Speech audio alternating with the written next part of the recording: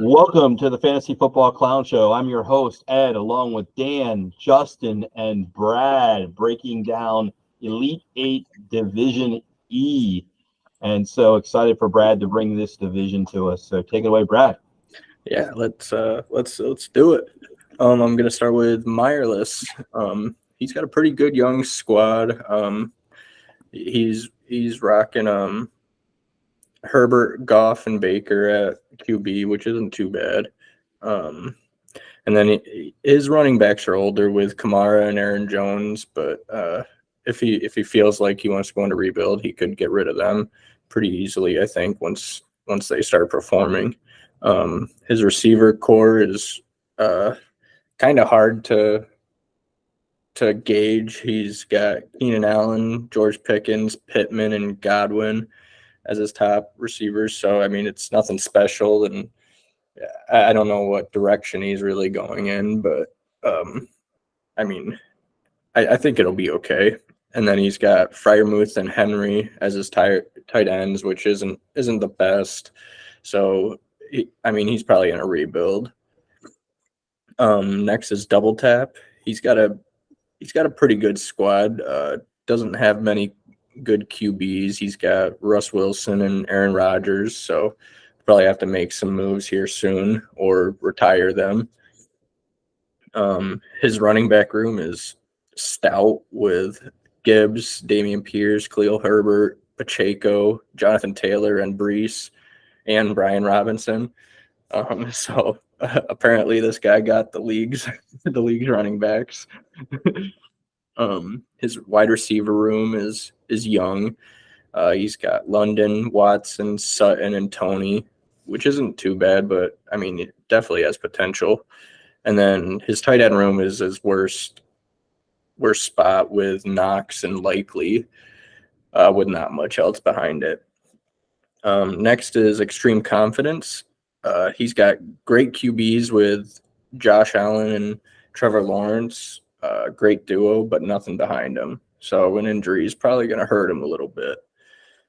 His running back room is Eckler and Chubb, again with nothing else behind it. So, I mean, he's going to have to make a decision pretty quick with a couple injuries on if he wants to rebuild or not. His receivers are real nice with JJ, Lamb, Judy, and Mooney. And then he's got Njoku and Everett at his tight ends, which isn't bad, but there's nothing behind them either. Next is First to Thirst. I wasn't really sure how to do this, Steve. I mean, there's nothing really to ride home about on this team. He's rocking Ritter and Tannehill as his QBs with not much else behind it. And then he's got Dante Foreman and Singletary as his running backs. I mean, he doesn't look too good right now. And then he's got Thielen and Alec Pierce as his only notable wide receivers. And then he's got Gesicki and Taysom Hill as his tight end room, and no 24 picks really. So he's got some work to do if he can find value in a lot of those guys. Next is Danny Nichols. He's got Dak and Kirk as his QBs, which isn't bad, but nothing else behind it. Sanders, Montgomery, and Dalvin, solid, but kind of getting up there in age. So might have to do something about that. He's got Tyreek, D-Hop, Juju, Sky as his wide receivers. And then he's definitely got the best tight end room in the league with Kelsey and Andrews. So, I mean, we see where his first two picks went last year. The next is A. Loveless. He's got Stroud, Love, Lance, and Zach Wilson as his QB room, which isn't too great, but I mean, at least he's got some depth if somebody gets hurt or something. He's got Javonte and Madison as his running backs, which isn't great. And then he's got Wilson, Olave, Mike Williams, and Hollywood as his receiver room, which is pretty solid, actually, nice and young, and he can maneuver that all he wants. And then Pitts and Kincaid as his tight end room, which is pretty solid if you're starting a young roster like that.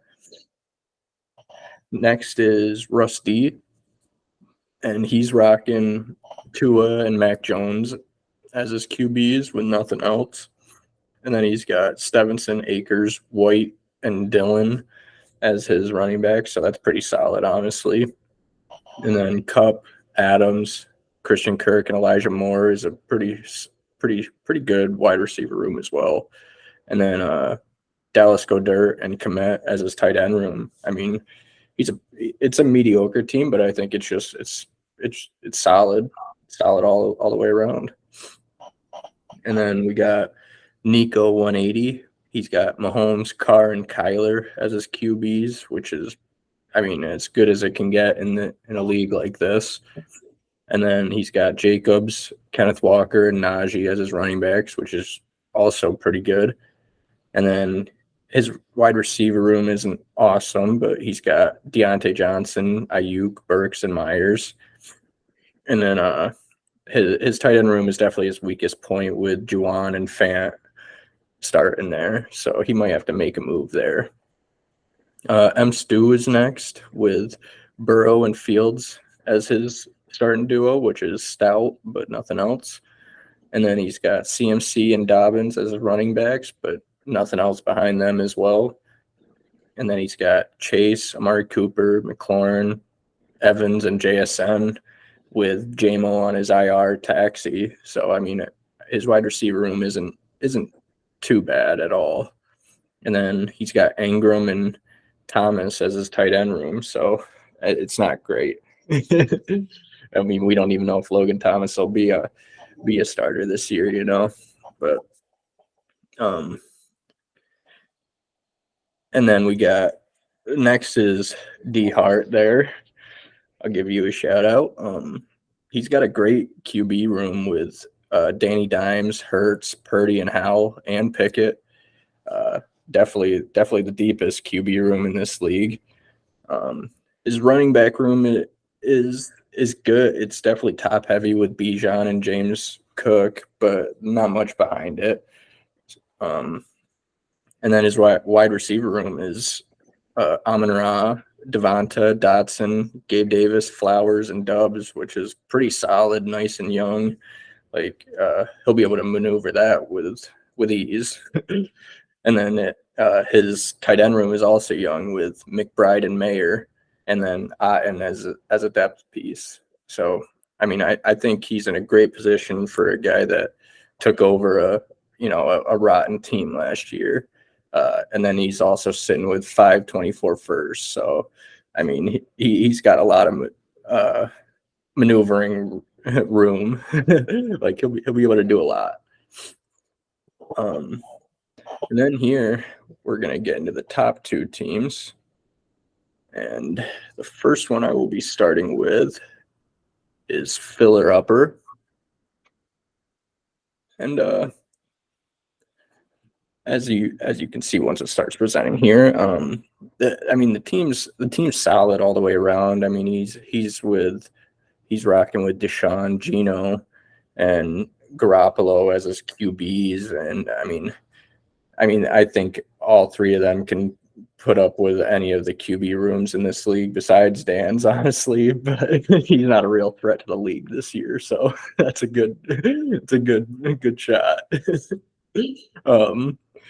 And then he's got Pollard, Etienne, and Mixon as his running back room, which is real solid. Like I think he'll be good there.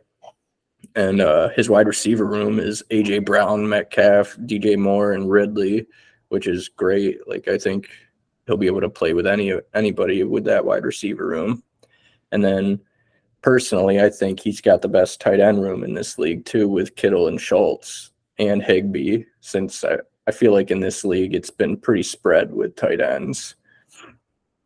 But yeah, I mean, he's got all of his picks pretty much for next year. So I think he'll be right back in it for a couple years here. And the next one is JSL 11, who won this league last year. and I think he'll be right back there, honestly. He's got Lamar, Bryce, Stafford, and McCoy as his QB room. I'm adding McCoy in there because I'm assuming he'll start to begin the year. I mean, I think he'll be just fine with Lamar, Bryce, and Stafford either way. But yeah, and then he's got Saquon, Henry, Swift, Connor as his running backs, which is real nice for him. They're getting older, but I think it's definitely a competing now type of team anyway. And then his wide receivers are Diggs, Waddle, Higgins, Debo, Cooks, Michael Thomas. He's definitely deep at wide receiver. He can stretch his running backs and wide receivers into the flexes if he wants. And then he's okay. And then his tight end room is Hawkinson and Henry, only notable tight ends. So he doesn't have much depth there, but I think he'll be able to make up for it with his wide receiver and running back core. And I think he'll be the number 1 seed here. Very good, Brad. Dan, we'll bring you in from coming off mute there, and with 100 simulations of this week. So we have our 100 simulations ran, and Brad, you are a little off. But I do agree with you with JSL 111. I do think that he will be there at the end. Unfortunately, the simulator does not agree with us. It does have Extreme Confidence as the overall winner, with Mirrorless 6 finishing in second place. So nice. But I play in this league, very competitive. It's going to be a good year for this league. Cool. Well, it's good to have kind of some of that come together, and so excited for Elite 8 Division E, and good luck to each team as they go for the Sweet 16 and to get to that big playoff. And so we look forward to watching this as we go week to week. And so good luck to everybody in Division E. And for now, so long.